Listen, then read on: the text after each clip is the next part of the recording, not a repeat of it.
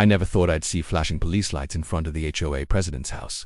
Not in our perfectly trimmed picture-perfect neighborhood where the grass is measured like it's part of a science experiment and trash cans have a strict wearer outdoor limit. But that afternoon, as I stood there watching the HOA queen's daughter being placed in the back of a squad car, I realized something important. Some people confuse neighborhood authority with actual power. Let me explain how this whole mess started.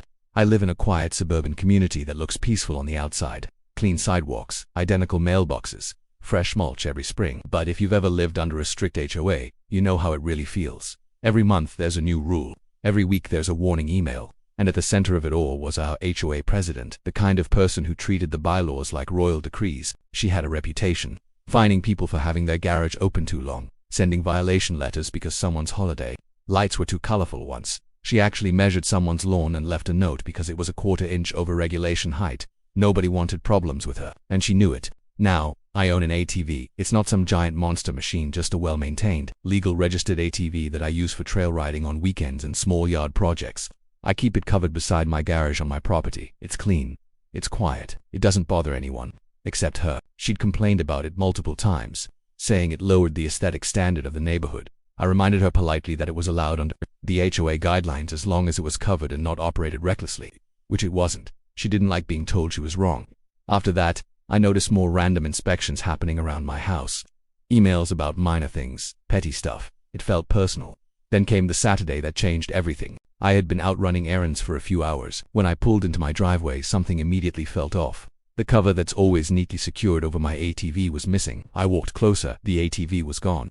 For a second, I just stood there staring at the empty space. I checked my garage. Nothing. I walked around the house. Nothing. My stomach dropped. Before I could even process what was happening, my phone buzzed. It was my neighbor. "Hey, isn't that your ATV?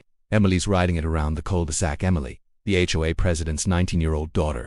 I walked down the sidewalk toward the main street and sure enough, there she was, laughing, speeding in circles, showing off for a couple of her friends. On my ATV, she wasn't just sitting on it, she was tearing up the road like it belonged to her. I waited until she pulled back into her driveway. I wasn't yelling, I wasn't aggressive. I just walked up calmly and said, "That's my ATV, why do you have it?" She looked at me like I was the inconvenience. "Oh, it was just sitting there," she said. "Mom said it's basically an eyesore anyway." I told her she didn't have permission to take it, that it was private property. She actually laughed. "You can't do anything," she said. "My mom runs this neighborhood." That sentence right there told me everything I needed to know. She genuinely believed there would be no consequences, so I pulled out my phone and called the police. Within minutes, her mom stormed outside like I'd committed some kind of crime by dialing 3 numbers. She was furious. "How dare you escalate this?" she yelled. "This is a neighborhood issue." I calmly explained that her daughter had taken my registered motor vehicle without permission. She tried to spin it as a misunderstanding, said it was just borrowing, said it was left accessible, as if that somehow meant it was public property. When the police arrived, things got real. The officer asked Emily directly if she had permission to take the ATV. She hesitated, looked at her mom, then back at the officer. Karen tried to interrupt, saying they would handle it internally. The officer shut that down immediately. He explained clearly that HOA authority does not override state law. Taking someone's motor vehicle without permission qualifies as theft or unauthorized use, regardless of who your parent is. The confidence drained from Emily's face. Then came the twist neither of them expected. My neighbor across the street had security cameras, and he had already pulled the footage. It showed Emily and one of her friends earlier that day walking onto my property, removing the cover and pushing the ATV down the driveway before starting it up. It wasn't a misunderstanding, it wasn't borrowing. It was deliberate. The officer reviewed the footage right there on the neighbor's phone. There wasn't much left to argue. And that's when the handcuffs came out. Karen went from confident to panicked in seconds. She started shouting about reputation, lawsuits, knowing people at City Hall. But none of it mattered. The law doesn't bend for HOA presidents. Watching Emily sit in the back of that patrol car was surreal. The same person who said I couldn't do anything was now staring straight ahead, silent. The squad car drove off, and for the first time since I'd moved there, the neighborhood felt quiet in a different way. Word spread fast. Within days, people were talking openly about past incidents. Selective enforcement, harassment, fines that didn't follow procedure. Turns out I wasn't the only one who'd been dealing with intimidation. A few weeks later, Karen resigned as HOA president. Apparently, once people realized she didn't have the power she pretended to have, they stopped being afraid. Several neighbors pushed for an audit of previous fines and enforcement actions. As for Emily, she ended up facing charges for unauthorized use of a motor vehicle. There were fines, community service, a record she'd have to explain for years, all over something she thought she could get away with.